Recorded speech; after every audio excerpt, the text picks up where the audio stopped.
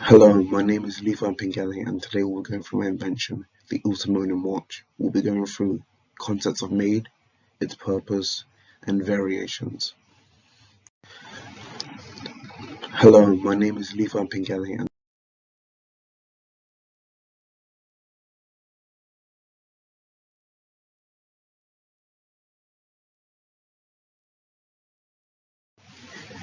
so here are concepts that were scrapped for the watch. As you can see, these concepts didn't work because I wanted to go for something futuristic, and all of these designs weren't interesting. They looked too ancient and archaic.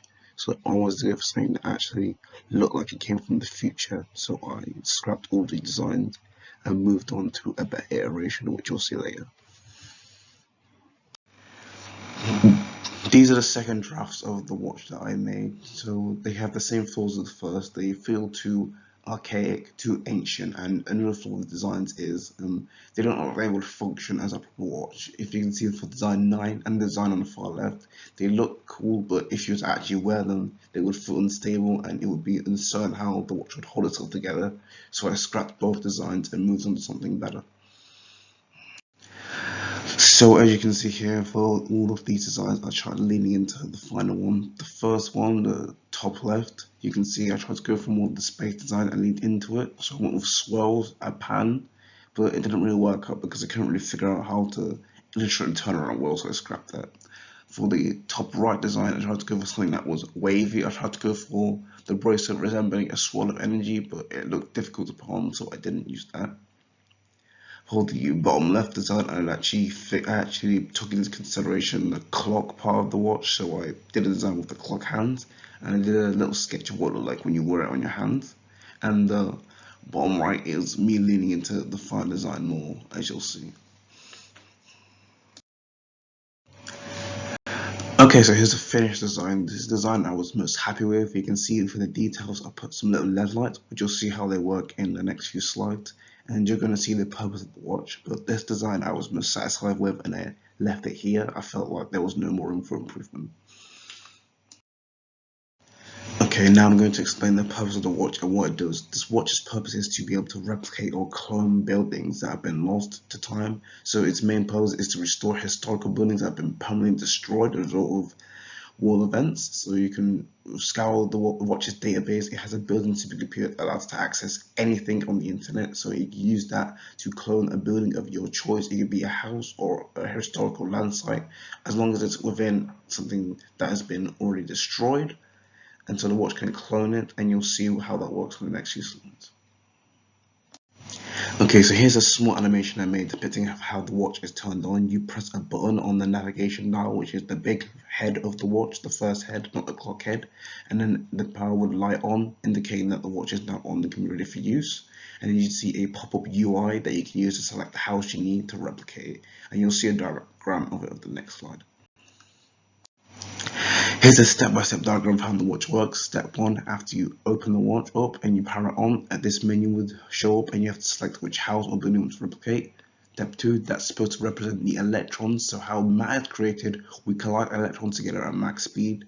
Step 3 is what it looks like at mass, so what it would look like when all the electrons have been sent out and start colliding together at top speed to create matter, so that will show what the house will look like when it's being generated. And it'll be complete. So as long as you do this in an open space, then it'll be very safe to use.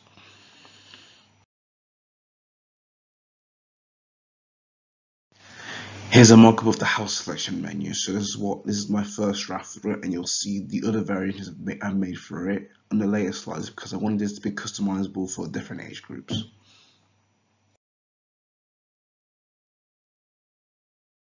Okay, so here are the stylized menus I made for both children and adult users. I tried to make the UI look unique and interesting for a child. I wanted to pick something that looked round, simple, and vibrant, something that they could easily use. And for the teens, I tried to go for a different color scheme altogether and something that looks more stylized, more angular, because they want to see something that looks vibrant, energetic, as something that fits that age group.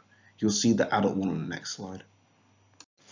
Here's the UI design I made for adults. I went for something more streamlined. As you can see, I used a much cooler color, so it's easy on the eyes for adults to use. And they want something that would be simple, so I didn't try to over exaggerate the UI. I went for something that they can easily use repeatedly without getting confused at what the layout is.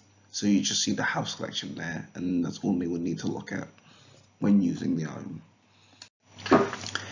Here's the schematic I made for both watches. So for the left, you see the start button used to power on the watch, the return spring to reset the button's position, the navigation dial used to access the menus, the secondary navigation dial in case the phone gets worn out or broken, the bezel which keeps the whole case in place, the pressure pad detector to detect if the watch gets turned on or not because the button might be too small for some uses, the EPYC chip processor, latest from the supercomputer in Tennessee. It's called the Frontier, so it's built into the watch to access databases in real time and at lightning speed.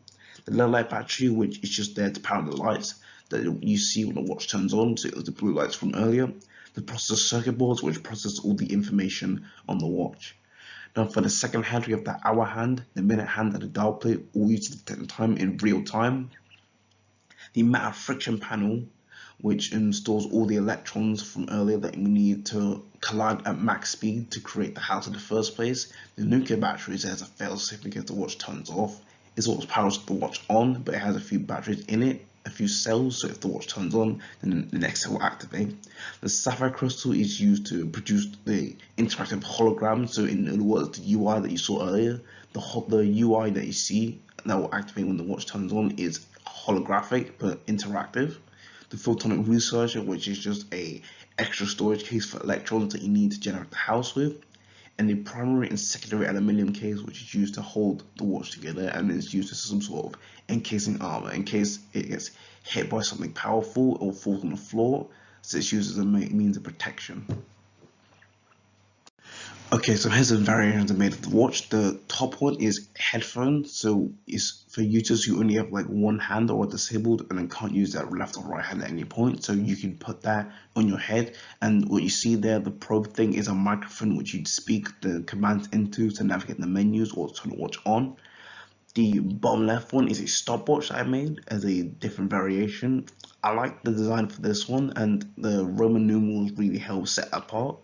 And the one on the bottom right is a cap which is used to put on your head, and you would access it via the same thing as a headphone, so a microphone. You'd use a microphone for that one as well. And that's the end of it. So thank you for viewing my presentation, and I hope you enjoyed me speaking through my invention. I hope my invention is interesting and unique to you, and I hope you had a good time listening.